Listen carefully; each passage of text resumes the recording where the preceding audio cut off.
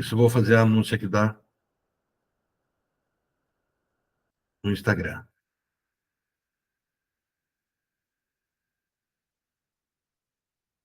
Estamos começando agora também pelo Instagram a nossa live, na nossa discussão, na verdade, fechamento do nosso texto, né?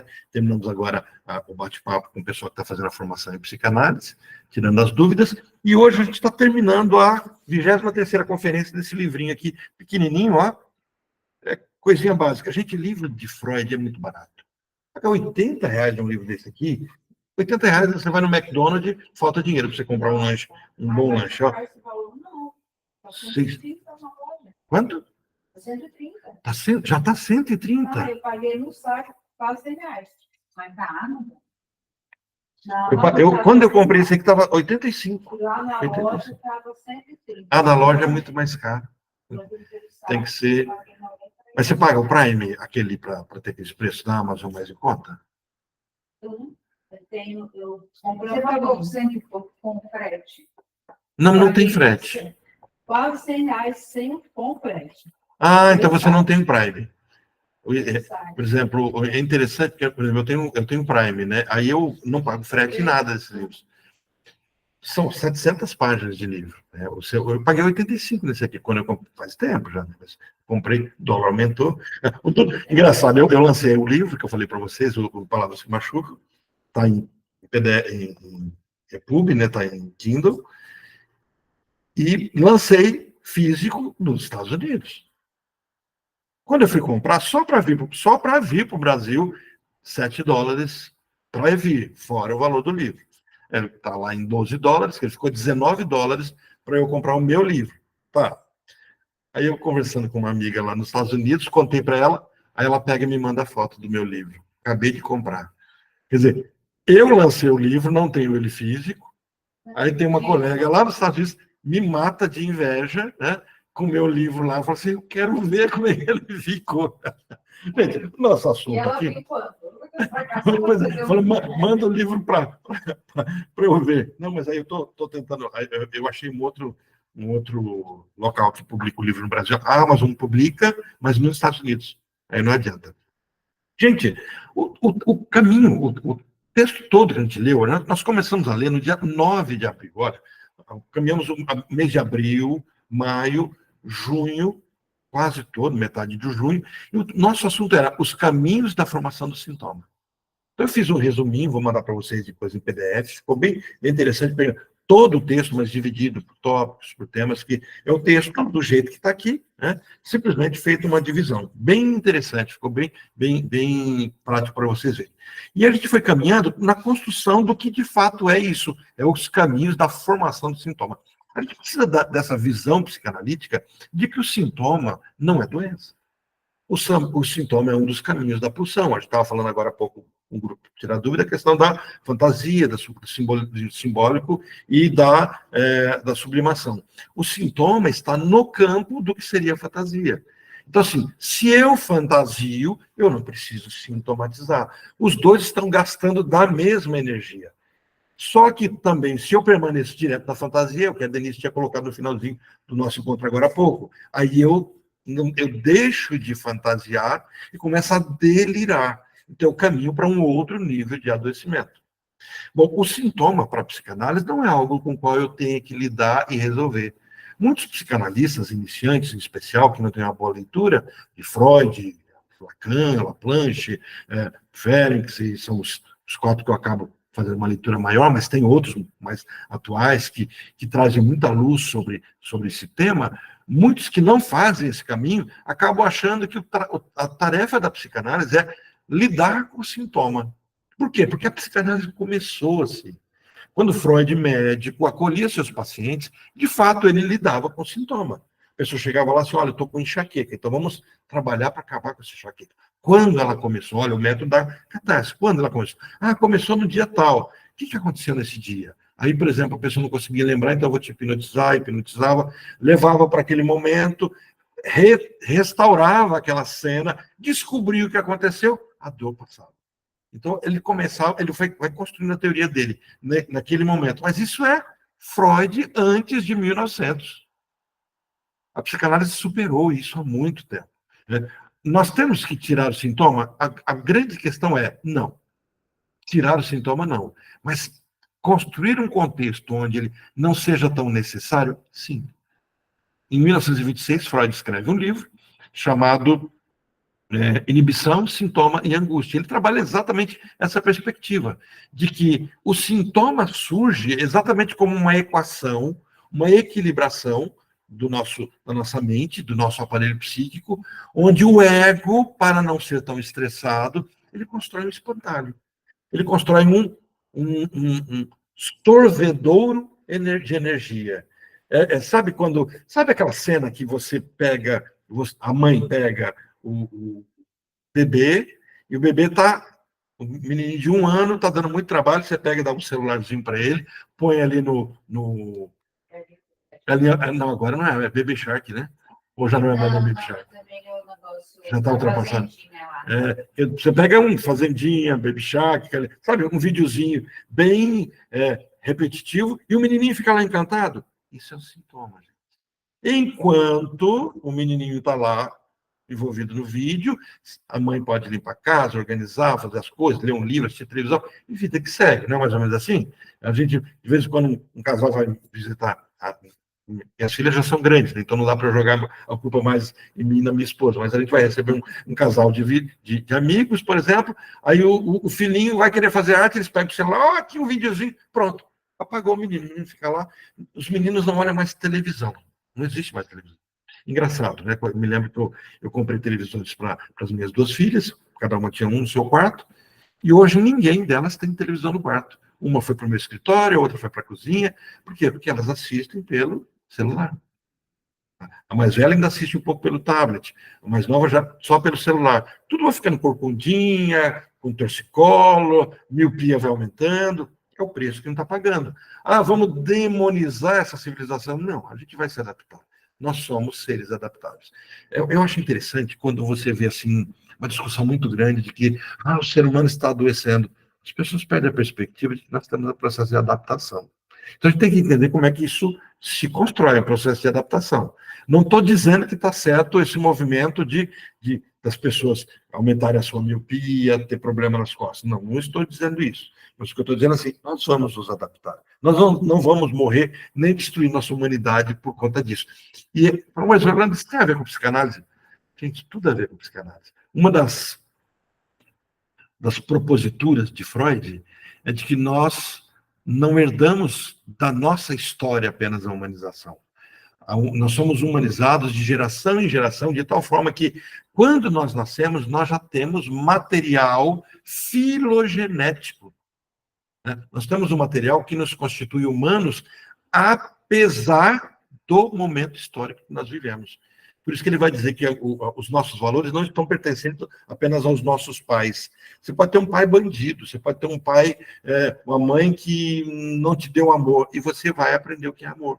Por quê? Porque é anterior e muito anterior a você, sabe? Existe todo esse princípio. Bom, esse não é o nosso tema, e a gente foi caminhando nos últimos encontros, a gente estava falando sobre a forma como a gente vai adoecendo. Na última aula nossa, na semana passada, Freud arremata dizendo assim, olha, tudo isso que vocês estão vendo diz respeito à histeria, ao comportamento do histérico.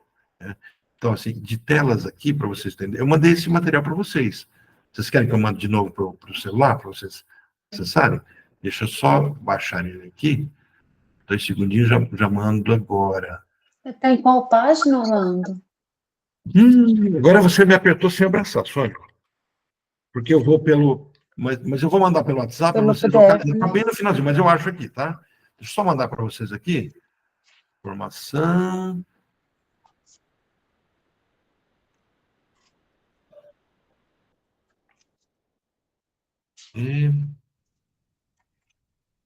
A gente fala agora, Sônia, também.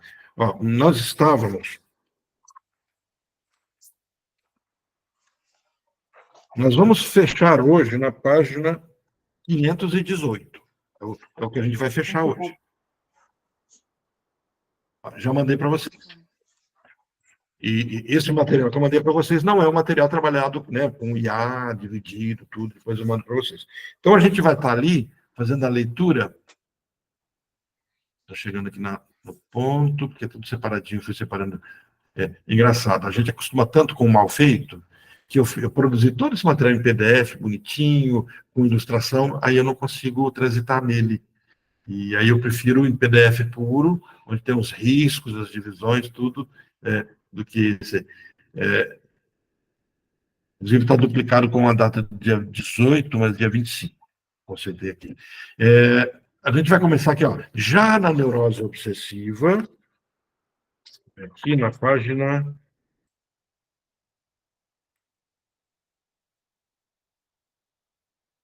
Se alguém localizar essa parte, depois só fala para a gente, e aí eu passo para vocês. Se você localizar, Sônia, você passa. Mas deve estar ali perto da página 510, alguma coisa assim.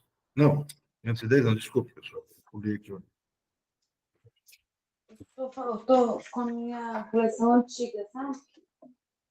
400 e...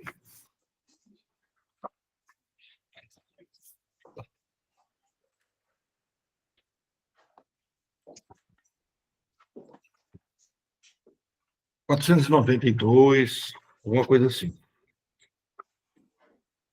É a partir desse ponto. Não se preocupa não, Ron, que eu vou... Mas começa a procurar a partir de 490, vocês localizam. Mas nós fechamos a semana passada, ele dizia assim, fechamento da semana passada, assim, já era, pois, o que eu queria lhes dizer sobre a formação, já era, pois, o que eu lhes queria dizer sobre a formação dos sintomas nas neuroses. Mas não deixo de mais, uma vez, enfatizar, tudo que eu disse até aqui se refere apenas à formação do sintoma na histeria. Então, ele veio descrevendo a fantasia, a forma como nós vivemos a fantasia, a questão do delírio, como nós adoecemos por meio do delírio, o processo. Ele começa dizendo sobre a frustração diante de uma cena traumática. Mas o que é trauma? Então, diante de uma cena traumática, a gente vive dizendo, tal coisa me traumatizou. Não é bem assim. O trauma não é essa coisa tão simplória. Eu só sou traumatizado se sou colocado diante de uma situação na qual eu não dou conta. E a grande questão é, todos nós deveríamos dar conta da vida.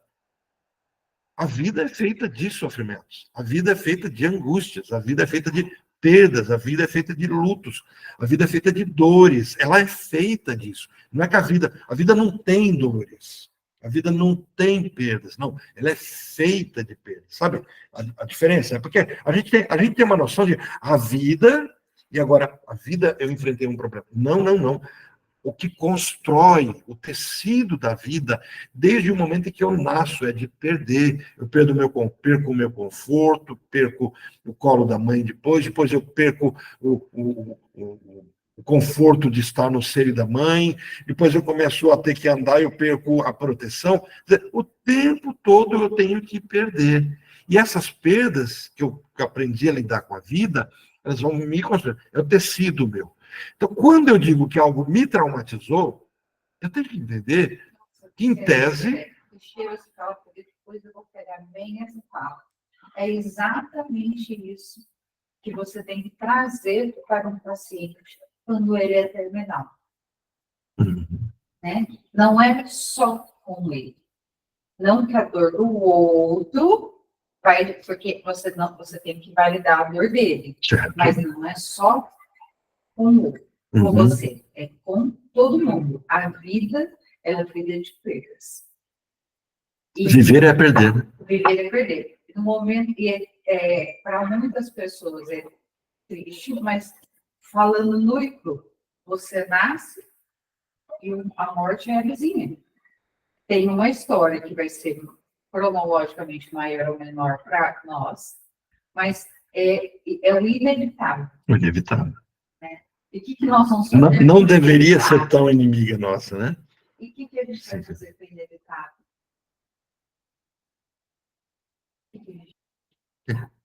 É inevitável. É aceitável. Aí você não precisa acordar igual todo dia, o cara lá de vida deve ser. Mas assim, o que você vai fazer com hoje? E depois, esses dias que você tem até o inevitável. É bem isso.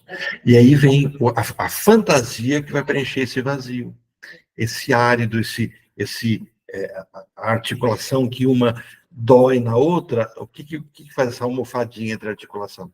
A fantasia. Essa fantasia precisa trazer do simbólico. É bem isso.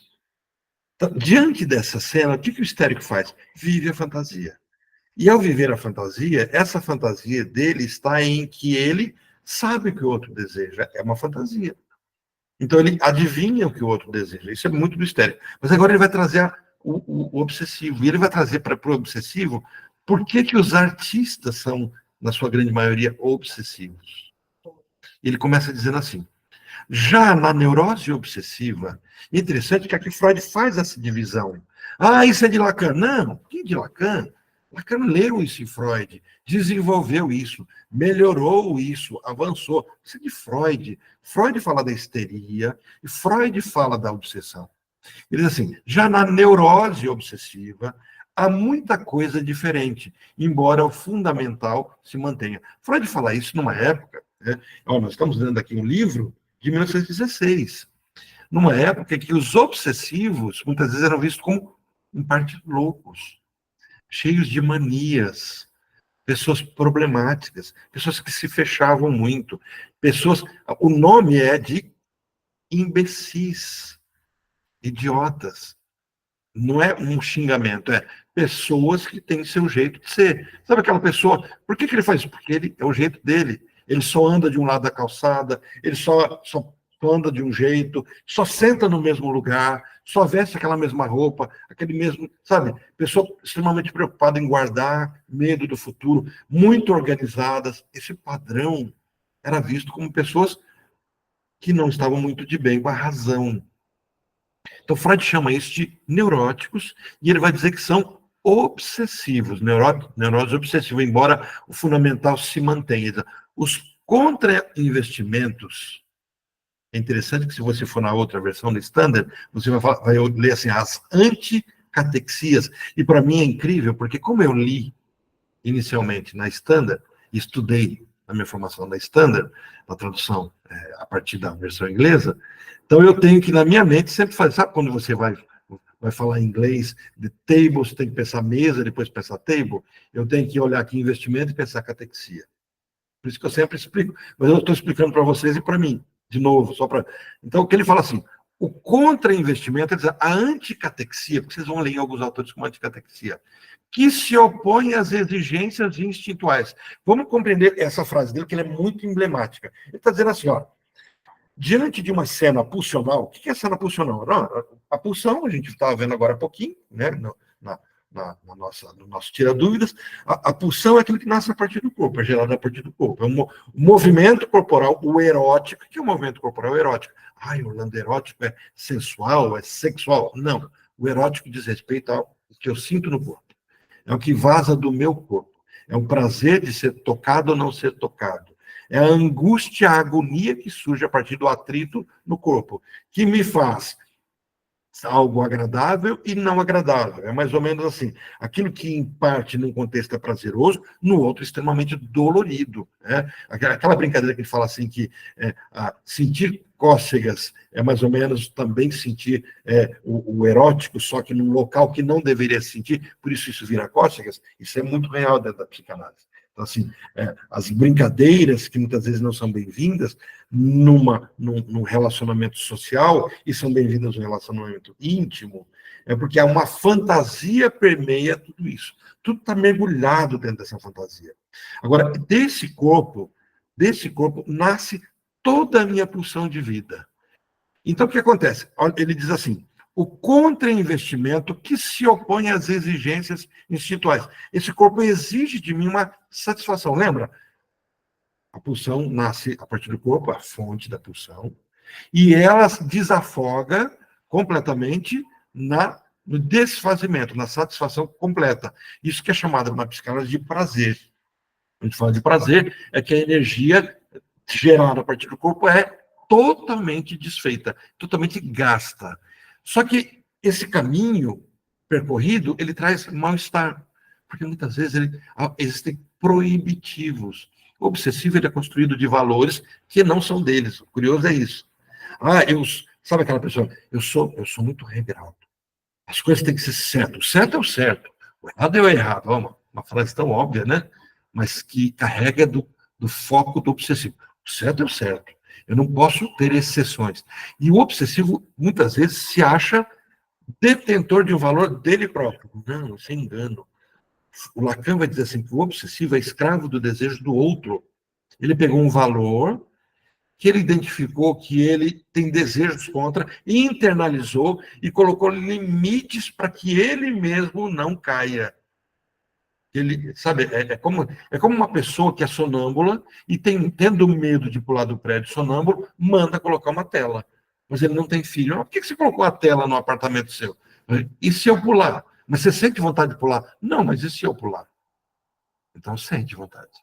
Essa é a dúvida dele. Então, o obsessivo, quando ele coloca regras, é porque ele quer burlá-las. Freud vai teorizar sobre isso. Então, o que acontece? Para ele não avançar, ele cria um grupo, uma bateria.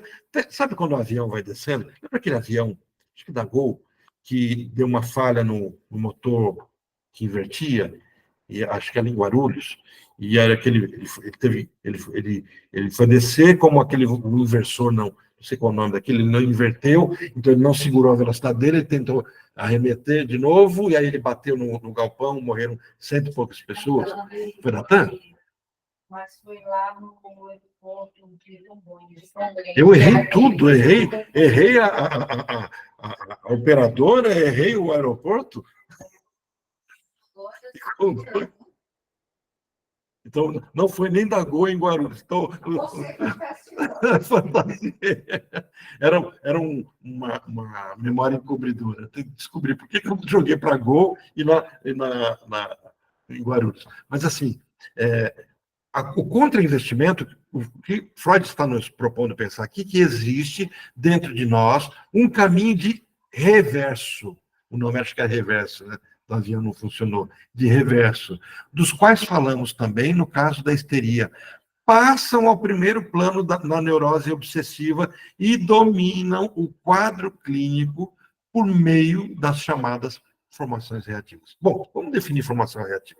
Formação reativa é quando eu, desejando algo,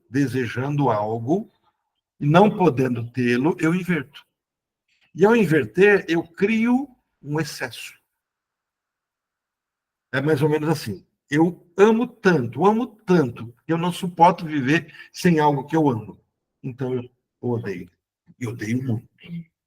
Entendeu? Eu crio um reverso para dar conta de combater. Eu odeio tanto, não quero nem ver. Eu odeio tanto que agora eu cuido em excesso. Então eu transbordo, eu faço excesso. Bom, a denúncia da patologia para a psicanálise é sempre o transbordo. É o excesso, o que é demais.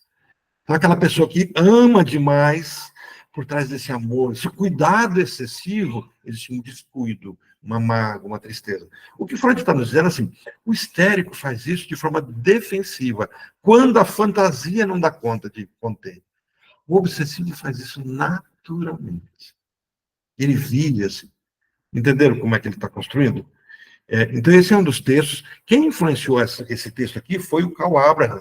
Não é nesse texto que ele fala num outro texto, que o Karl Abraham que trouxe essa... E Karl Abraham era aluno do Freud. Né? Então, Karl Abraham escreve um livro, nós já lemos esse livro está lá no percurso, tem discussões sobre ele, a gente fez a leitura de todo esse livro dele, e onde ele fala exatamente esse ponto, de que os obsessivos têm um jeito reativo de viver. Tudo que eles querem, não querem. Tudo que eles não querem, querem. É invertido. Por isso eles vivem uma angústia constante. Diante de uma cena, vou tomar café, eles falam assim, faz mal, não é bom, não dá gastrite. Ele quer, mas como ele não pode querer o que quer, ele inverte, aí ele exagera. Sempre exagerando. Esse é o padrão do obsessivo. Então, aqui surgem duas palavras que nunca pode perder, né? Contra-investimento, que é a anticatexia, e quando ele fala de oposição às exigências instintuais, na outra versão, né, na outra tradução, a gente vai ver como oposição às exigências pulsionais. Então, instintual aqui é pulsional, é a mesma palavra. Então, divergências semelhantes e outras mais de alcance ainda maior, nós descobrimos nas outras neuroses, em que a investigação sobre os mecanismos de formação de sintoma ainda não se acham concluídas em nenhum aspecto. O que é interessante desse ponto aqui? É que quando a gente lê Freud, a gente pode, e a gente, como nossos cursos são muito em torno de leitura sobre Freud, de Freud, etc., a gente achar que Freud fala de tudo, e por isso, quando alguém fala algo diferente, parece que ele está desdizendo, contradizendo Freud. O próprio Freud disse que ele não, ele estava. Era o conhecimento daquela época, era o que era possível. Então, ele está dizendo aqui, ó, tem muita coisa que a gente não descobriu ainda de outras neuroses, de outras formas de adoecer. Mas ele assim, mas daquilo que se pesquisou, eu posso dizer isso. Então, ele já falou da histeria, ele começa a falar então. Então, antes de dispensá-los, eu gostaria, antes dele encerrar uma conferência que ele está dando, né? Antes de dispensá-los, eu gostaria de solicitar um pouco mais da atenção para um lado da vida, da fantasia, voltamos ao ponto da fantasia, que merece o interesse de todos. Olha como ele postura aqui. Existe um caminho de volta da fantasia para a realidade. Lembra que você perguntou, Denise? Mas a fantasia. Então, isso explica aquelas pessoas que exageram, se sentem perseguidas, começam a dizer que ninguém gosta dela, que o mundo está contra ela. Como é que se escapa disso? Porque essa fantasia, ela está adoecendo. Ela está trazendo a pessoa para um delírio. Vamos pontuar um detalhe, né? Pontuar um ponto ficou muito redundante, então vamos pontuar um detalhe aqui. Vamos pontuar algo. Eu tenho a fantasia como individual e eu tenho a ilusão como coletivo.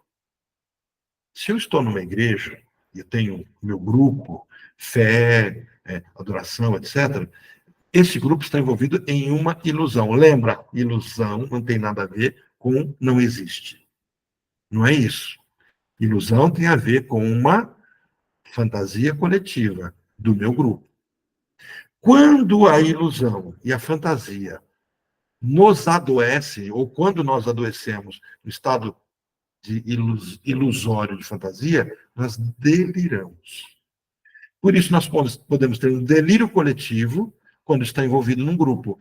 Um grupo religioso, grupo político, grupo filosófico, qualquer grupo. É interessante que quando você lê Futuro de uma Ilusão, ali é um tapa na cara de quem fala mal da religião, só que o pessoal acha que Freud está falando mal da religião. Não, ele tem um capítulo que ele diz assim, que se a ilusão me conduz, se a religião me conduz a uma ilusão, e conduz, né, na perspectiva analítica, ele não está dizendo que é mentira, ele está dizendo que isso é uma ilusão, alguns tentam substituir a existência de Deus pela razão, pela intuição, por alguma coisa, né? E ele diz assim, você está trocando 6 por meia dúzia? Para de tentar. Ele diz, mano, está querendo enganar quem? Você tirou o nome de Deus e colocou razão. É a mesma coisa. Você está caminhando ainda na ilusão. Então ele fala assim que existem aqueles que acreditam de fato em Deus, e tem aqueles que, de forma lúcida, dizem Deus não existe, mas nós vamos caminhar com essa crença na existência de Deus, no sentido de legitimar por meio da razão. Ele fala assim, você quer enganar quem? Você está só substituindo, você está caminhando numa ilusão. Então, se você pegar o ateu, grupo de ateus, eles estão no campo da ilusão também. Então, você não tem, ninguém pode falar mal de ninguém. Sabe aquela história? Né? Sujo falando mal lavado? Então, quando alguém fala mal da religião, você fala assim, você está em qual grupo? Eu pertenço à confraria dos estudantes da razão. Essa é a sua religião. O seu Deus se chama razão. Então, está imbuído, envolvido no mesmo processo ilusório. Toda ilusão e toda fantasia podem, não é que, né, podem adoecer. Se adoecerem, eu tenho delírio. Delírio coletivo no campo da ilusão, delírio individual no campo da fantasia. Aí eu posso me voltar contra aquele grupo que faz parte desse... Se você se colocar contra aquele grupo, se você está no meio, você não dá conta, porque você está no meio. Se você adoecer como na sua fantasia, é só você. O grupo está coeso, não está adoecido, e você vai ser visto uma pessoa que adoeceu. Eu, na minha doença, eu posso atingir aquele grupo. Sim, se você conduzir esse grupo e tiver liderança, esse grupo todo pode adoecer. Aí é um delírio coletivo. Ou se eu, na minha doença, na verdade, eu estou querendo entender um usuário. Uhum. Aí, assim, talvez na minha doença, assim, eu adoeci, só eu adoeci. Eu não sou livre, eu faço parte daquele grupo. Nessa minha fantasia, nessa minha doença, eu posso atingir aquele grupo. Na verdade, essa pessoa vai talvez procurar um grupo que pense igual a ele, que delira como ele está delirando. Então, ele vai se vincular, possivelmente, a pessoas já doentes. Quando Freud escreve sobre isso, ele fala isso em Psicologia das Massas, e Análise do Eu, onde ele diz assim, ninguém influencia ninguém. Ninguém muda a cabeça de ninguém. Porque ele estava diante de uma sociedade que estava se tornando completamente... eu não sei se eu posso falar, apesar que o Insta não tem problema com essas palavras, né, mas nazista. Né? Se eu juntar as palavras, a gente não sabe se cai, né? No YouTube eu sei que cai. Né? Então, assim, dessas pessoas que têm essa visão de mundo, então Freud está dizendo assim, eles dizem assim, eu comecei a odiar os judeus, essa coisa toda, porque fui influenciado por Hitler, etc. Ele disse, não, você já pensava desse jeito. Então, o que aconteceu? Quando surgiu um grupo que adoeceu, você adoeceu junto. Então, ele diz assim, ele não vai dizer assim que a massa me modifica. É o oposto. Eu me vinculo à massa que pensa igual a mim. A minha fantasia busca pertencimento. A gente busca os iguais? Isso. Perfeito. A gente busca os iguais. Sabe aquela brincadeira que a pessoa pega várias bolinhas de várias cores, elas vibram, elas vão andando, depois elas vão se juntando, separando as cores certinhas, porque elas têm peso igual? É mais ou menos isso que Freud está defendendo em Psicologia das Massas, Análise do Eu. E aí ele vai falar do que você está colocando, da possibilidade de surgir um líder. Aí ele faz uma análise da religião, do cristianismo e do exército. Ele faz essa comparação e diz que por que o cristianismo deu tão certo, por que o exército dá tão certo? Ele coloca essa discussão. Quer dizer, você tem um ser que se doou, que é igual a você, se doou para você. É interessante que, lendo aquele livro, você começa a entender todos os fenômenos sociais de formação de liderança. Bolsonarismo, lulismo, sabe, toda essa constituição desses grupos, né? Não estou falando bem ou mal de nenhum grupo, não. Mas, assim, sabe, por que a sociedade se movimenta em torno desses grupos? Porque você tem uma figura de uma pessoa que é o igual a você, que carrega a sua linguagem, seu jeito de ser, e que está ali e se sacrifica por você. É a figura cristã. E isso entra, esse é o princípio da ilusão. Só para eu entrar aqui, vamos ver se talvez traga, porque daqui a pouco ele vai dizer, como é que eu tiro? Porque aí entra, como é que você tira alguém desse local? Talvez isso responda um pouco da sua pergunta, Denise. Alguém que está mergulhado na fantasia ligada às drogas. Como é que ele escapa? Como é que o Freud diz que se ele está numa estrutura obsessiva, como é que ele pode escapar disso? Ele diz assim, existe um caminho de volta da fantasia para a realidade. E esse caminho é a arte. Quando eu estava lendo isso aqui, eu lembrei do caso da Denise da Silveira, daquele caso do paciente psiquiátrico que pegava as fezes e passava na parede e levava eletrochoque, era tratado com o tratamento comportamental, de não reforçar aquele comportamento, e ela interpreta que ele precisa se expressar. E ele está se expressando com o que ele faz, com as fezes dele. Então ela dá tinta para ele, e ele começa a pintar, e hoje é um esquizofrênico, mas que consegue elaborar por meio da arte. Então ele vai dizer assim, a arte me tira da fantasia. E ele começa a explicar qual é o caminho. Isso aqui é o fundamento da arte-terapia. É por isso que assim, os arte-terapeutas gostam tanto da psicanálise. Aqui em Londrina a gente tem a Maíra Bonafé, eu fiz 2 cursos com ela, comprei o livro dela nos lançamentos. Quando eu cheguei em Londrina, ela estava chegando também em Londrina. Depois ela estava dando um curso no mestrado de psicologia na UEL, eu fiz esse curso com ela também. Uma pessoa maravilhosa, com uma mente bem voltada para a psicanálise, ligada a esse ponto. Esse é o caminho. Ó. O artista também em germen, um introvertido. Lembra que ele falava da introversão? Que a introversão é um processo que a pessoa deixa a libido objetal e entra na libido egóica, e isso me conduz a uma pulsão de morte, isso me faz adoecer cada vez mais. Lembra quando a gente viu isso há 2 semanas atrás? Então, assim, o artista é introvertido, que não se acha muito longe da neurose.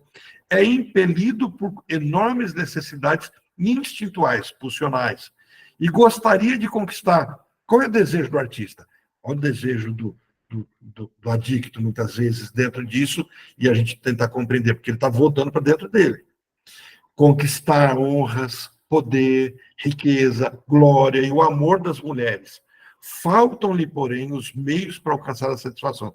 Como eu não consigo alcançar essa satisfação fora de mim, libido objetal, eu começo a tentar alcançar dentro de mim. Então, eu fumo, eu bebo. Por quê? Porque agora eu tinha um paciente que, quando ele bebia, ele virava um garanhão. E ele, literalmente, por exemplo, ele cantava todo mundo. Ele parou de beber, ele procurou a terapia, porque um amigo dele resolveu filmar o que ele fazia bêbado. Ele sentiu vergonha, porque ele era um safado bêbado. Ele era uma pessoa moralista, casado, tudo certinho. Quando ele viu, eu falei, não sou eu. Percebe? A droga, o álcool ali, soltava quem dele? Esse que estava guardado dentro dele. Então, percebe? A libido objetal foi internalizada e as drogas, o álcool, estava simplesmente abrindo os portões para que as feras dele viessem para fora. Então, ele diz assim, falta-lhes, pois, os meios para alcançar as satisfações. Por isso, ele se afasta da realidade. Olha como condiz com um dependente químico, e é o caso dos artistas. Se afasta da realidade, como qualquer outro insatisfeito. Jack está aqui? O Jack que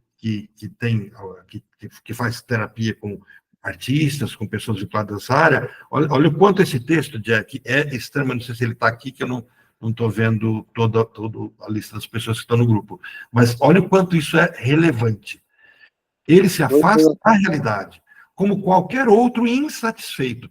E, aí o pulo do gato, transfere para o seu interesse, inclusive sua libido, para as formações que encerram desejos de sua vida da fantasia, das quais um caminho que pode levar à neurose. Aí vem o problema, um artista que vai fazer um papel, ele precisa ser acompanhado por um psicólogo, por um terapeuta, por um psicanalista. Por quê? Porque quando ele interpreta o papel, ele tira de dentro dele o personagem. Ele não pega um personagem. Tanto é que ele vai fazer o quê? Laboratório, ele vai vivenciar uma cena, ele vai fazer o papel de uma pessoa que é um médico, ele vai para um hospital para ver residência, de um dependente químico, ele vai ver como é que é a vida do dependente químico, de um prostituto, uma prostituta, ele vai conversar. A Bruna Suficiente. Ela dormiu, ela ficou dias, né? 2 semanas dentro de uma prostituta. Mas uma coisa interessante, eu vi o podcast da Lívia Stelman, no Inteligência Limitada, nos Estados Unidos. Ele estava lá e gravou uns podcasts. E ele faz uma pergunta sobre isso para ela. Se ela conviveu com artistas que, quando eles... Então, nesse caso, seria o delírio. Quando ele não quer ser... Tipo assim, você vai ser o José. Aí eu falo, oi, Orlando. Não, você tem que me tratar como José. Ele fica o tempo todo no personagem. Exato, ele assume o papel. E ele não quer...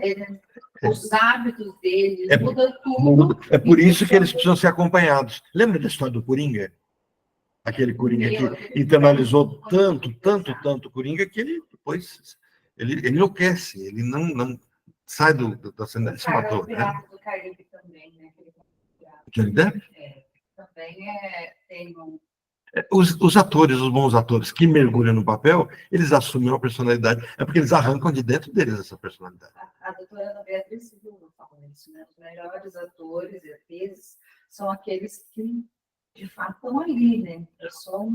Os borders são os melhores. Né? Mas olha, diz assim, mas é bem isso. Ó.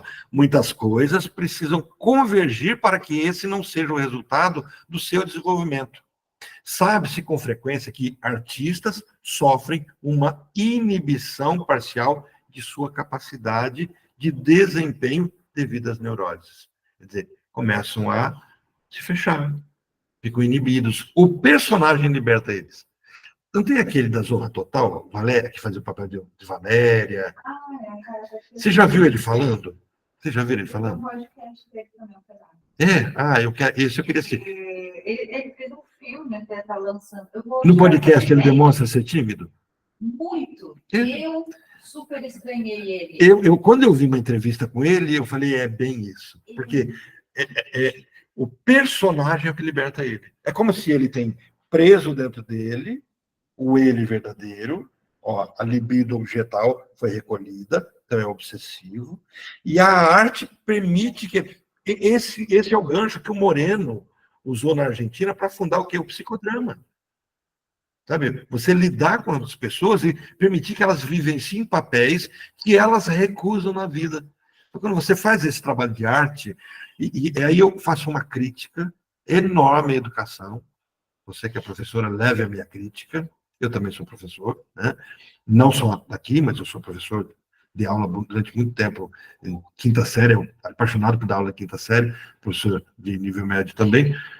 Mas era A, não era B. Não tem que ver. Pior que era A, B e C. Mas Perdão. educação artística. Gente, educação artística era o caminho de expressão, que esses meninos poderiam, sabe, se liberar de tanta coisa. O que eles fazem? Pegam um professor, para ele dar o quê? Nada. Dá uma bola para ele ficar chutando uma bola. Então, eu estava esperando para fazer uma crítica, assim, bem.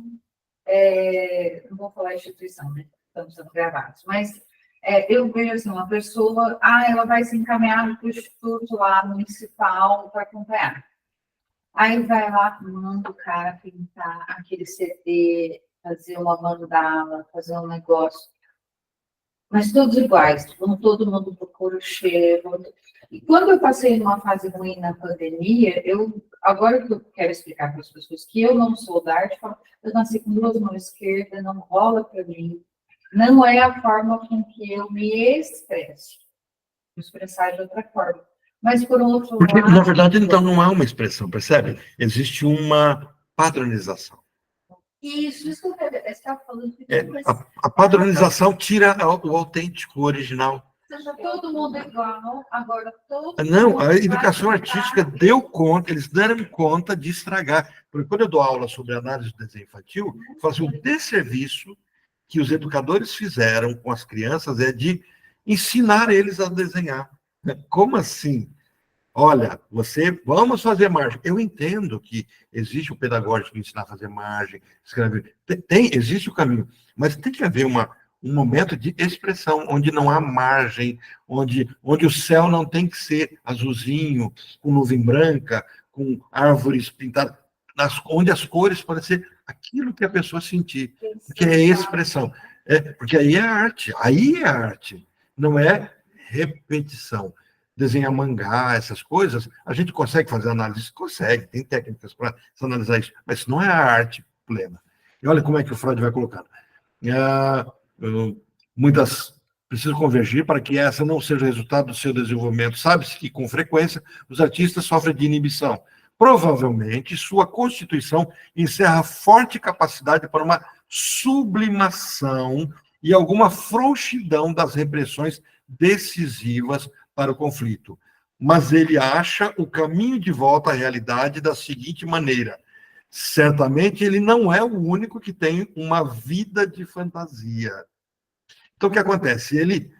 Ele constrói uma fantasia, vivencia essa fantasia, e ao fazer isso, outros se vinculam, se veem na fantasia que ele construiu. Então, ele tem um campo de expressão. Olha, o reino intermediário da fantasia conta com a aprovação geral dos homens, e todos aqueles que sofrem privações espera dele mitigação e consolo, para os não artistas. Quer dizer, o artista é exatamente o representante daqueles que não têm essa expressão. Então, ao ver um artista interpretando um papel, eu me projeto. Eu estava assistindo Divertidamente 2, e aconteceu determinada Eu vou ter cena. que fazer uma arte, eu vou ter que assistir por aquele aplicativo abençoado nosso, eu vou conversar. Você acha que não vai dar você também? Não vou contar para minha filha. Mas acho que nele só tem em inglês. Você também pode não ter mesmo. Eu não tenho certeza absoluta, não. Porque, na verdade, eu quero assistir com vocês. Se tiver nele, eu quero assistir. A gente fazer online nessas férias. Que eu prometi discutindo. que eu vou com a minha filha, mas agora eu tô Mas não, vá no cinema. E tá lotado, a molecada tá tudo lotado, né? Mas tem uma cena lá que acontece, de repente os menininhos batendo palma, né? Você vê, estão todos envolvidos naquela expressão. É isso que o Freud está dizendo. A arte me resgata.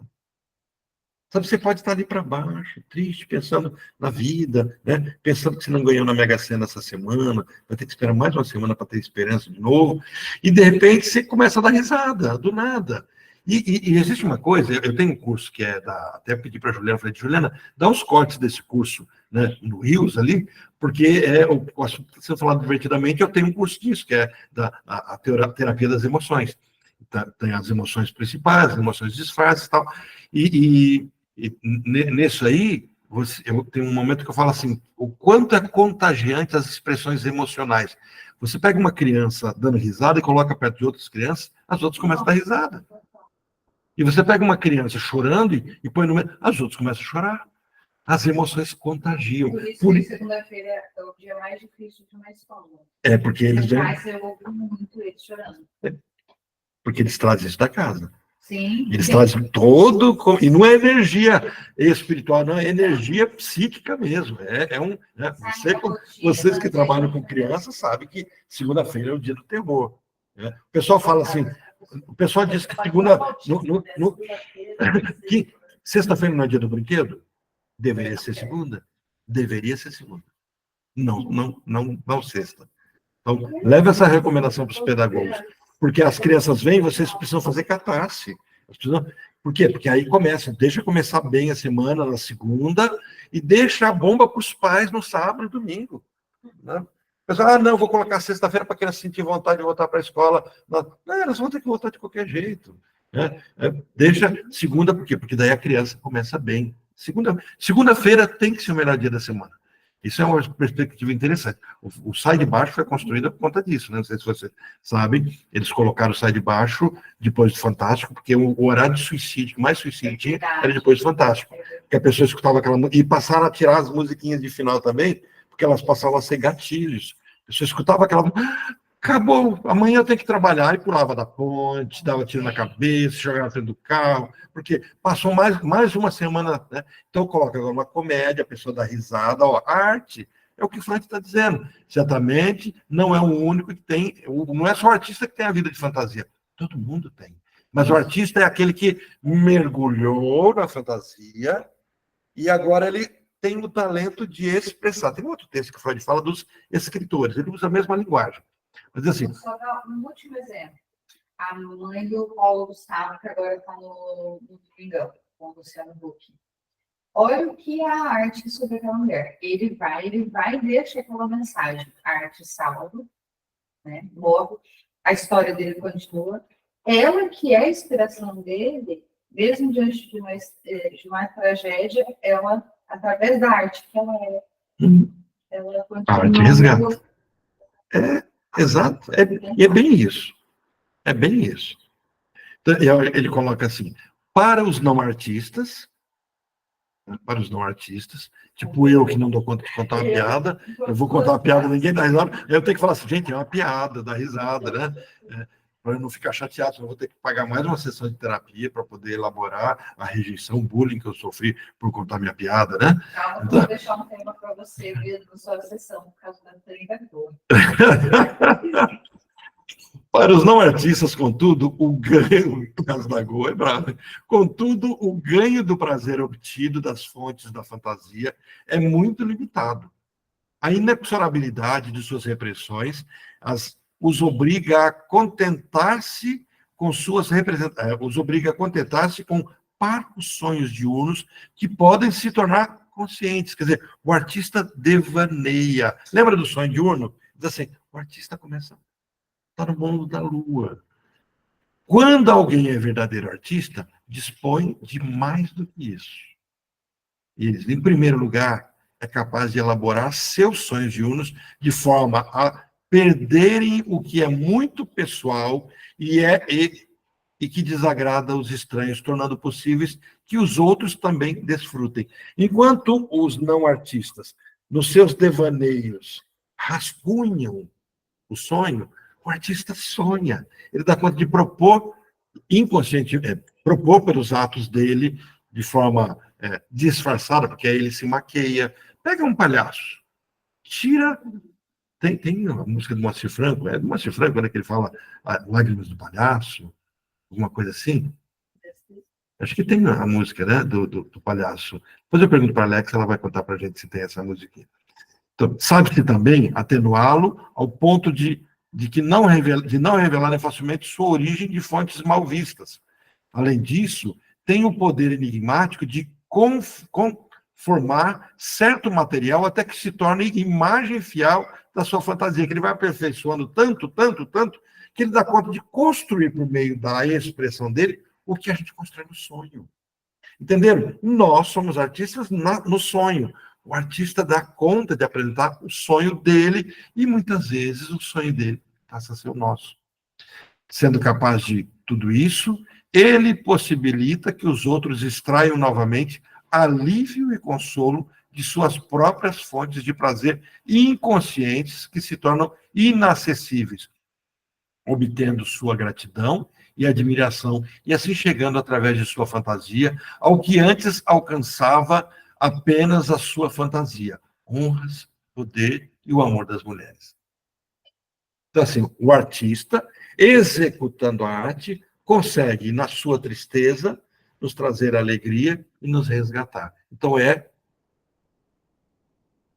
vamos pensar, Jim Carrey, Robin Williams, o próprio Chico Anísio, pessoas que a gente sabe que eram artistas maravilhosos e tinham depressão. Jim Carrey é deprimido. O Robin Williams, alcoolista, etilista, e se matou. E a gente pode pegar vários outros que mergulharam, libido objetal, passou a ser libido egóica, entraram em contato com o inconsciente, então conseguiram construir disso, e a arte, detalhe, a arte os salva. Vocês querem ver isso na arte?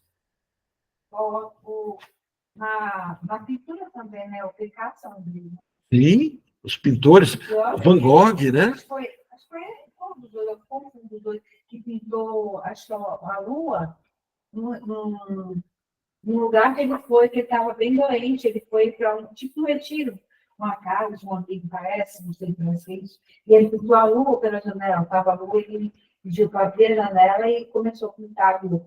Só que eu não sei se foi o Picasso ou se foi o Van Gogh que fez isso. Eu sempre confundo. Confundo os dois, sabe? Mas a gente descobre depois e manda para o grupo. Estava bem doente. Eu mandei o vídeo do Rodrigo Santana, que é o cara que faz a Valéria. Eu quase não assisti o podcast dele, porque eu achei ele travado. Ele é. Ficou, cara. Agora, mas dá peruca para ele ali, para você ver. Aí ele executa um papel. Sim. Não, ele é inquestionável no talento dele. E agora ele faz um papel, fez um personagem do filme, que ele imita um pouco da mãe, das tias, que ele anda com o peito, com aquelas coisas que a mulher falou, gente, como é que ele pensou tudo isso? Nem Mato Grosso. Já viram uma entrevista em Mato Grosso? Recatado, quieto. Sério. Mas foram no show dele, que era uns 3 meses atrás, a minha amiga disse que é o melhor show. Um homem de 80 anos de idade, né? Tá com quase 80, não tá? Alexa, qual a idade do Ney Mato Grosso? 82 anos. Eu quero chegar aos 82 com aquele vigor. Chego não. Com essa papadinha, essa gordurinha aqui. Rebolando igual ele, Orlando? Hã? Rebolando igual ele? Pois é, mas se eu rebolasse, eu não ia ter nem problema nas costas, na coluna. 82 anos, Lésia. Para pensar. A sua mãe com... Eu fui no show dele. A minha mãe, Orlando, vai fazer 97. Ela mora sozinha e não aceita que a filha more com ela. Não é isso, Leslie? Não, ela não aceita vir morar comigo, porque eu morar com ela não dá, porque eu vou colocar São Paulo dentro de Londrina, né? Porque minha casa é bem maior que a dela. Mas ela não vem, ela nem quer vir muito aqui para não começar a perturbar ela para vir. E a gente achava que ela ia fazer 95, ela vai fazer 97. 97 anos. Tem Instagram, tem Facebook, tem um monte de grupo no Tá vendo? WhatsApp. É. Posta, já foi bloqueada no Facebook de tanto falar de política. Foi bloqueado, olha só. Ela quase que foi presa no 8 de janeiro, se brincar, hein? Mas, se ela fosse mais nova, Imagina ela ia já para lá. prendendo ela. Se ela fosse mais nova, ela ia para lá. Gente, só para eu fechar, encerramos nosso horário, Leslie, maravilha, Leslie. Então, assim, esse tópico aqui, ele é um fechamento que Freud nos faz, nos presenteia, apresentei ao grupo para quem está apresentando essas conferências. Essas conferências são feitas no momento em que Freud está sem dinheiro, e ele precisa levantar dinheiro, então ele resolve continuar as conferências, são maravilhosas, é o Freud já mais maduro, ele complementa as primeiras conferências dele, ele vai para uma faculdade, apresenta essas conferências para um público diferente, acadêmico, e ele faz esse fechamento para esse público e diz assim, gente, quem salva, quem dá sanidade é a arte.